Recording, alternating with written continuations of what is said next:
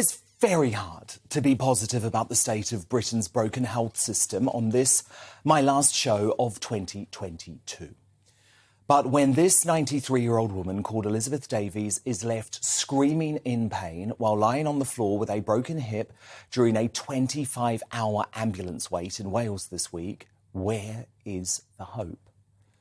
When the ambulance drivers and nurses who we trust with our lives put their pay ahead of our pain thanks to the militant and Marxist union barons who will not compromise because they want to usher in a hard-left Labour government, how do we solve this crisis?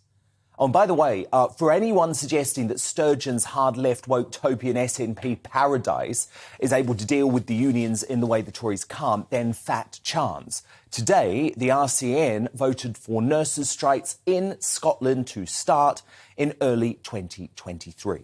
Remember, they're demanding a 19% inflation-busting pay hike that would risk an inflationary death spiral that could destroy our already fragile economy.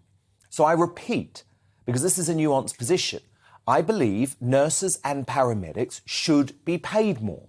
But I do not believe in the right of NHS workers to strike, just like I agree the police and armed forces shouldn't be able to do so either.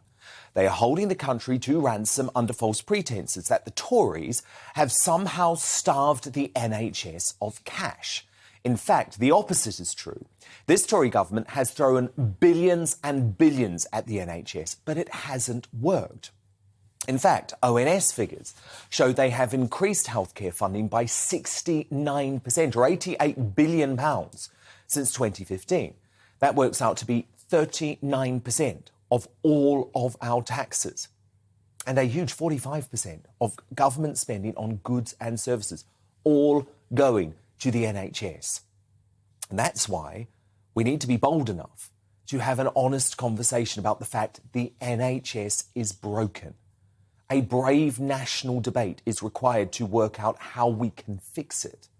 The problem is, politicians and the MSM avoid the topic like, ironically, the plague. They're all too terrified of lefty parties accusing them of wanting to privatise the health service or sell it off to the US. It's very telling that one of our most recent health secretaries, Sajid Javid, was only prepared to say this after he announced his retirement from politics. Watch. Having worked up close now with the health service, and I don't think the model of the NHS as it was set up some 70 years ago is sustainable for the future. The world has changed and the NHS has not moved on with that. And Beth, even before the pandemic, it was heading in that direction. And because of the changing demography, people living longer, therefore needing more healthcare and social care for that matter, new medicines and needing that as well. Of course, everyone rightly wants to get access to new medicines and treatments, and also the changing burden in disease. We have a lot more obese people today. We have a lot more problems with addictions. So the NHS needs to change with that. And then if that wasn't challenging enough, suddenly the pandemic comes along and makes it much, much worse.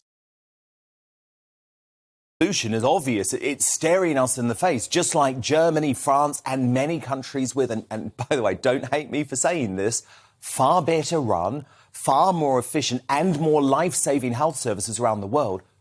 Private insurance, private health insurance needs to be part of the model. So that means well-off folk pay for some of their healthcare via some sort of co-payment.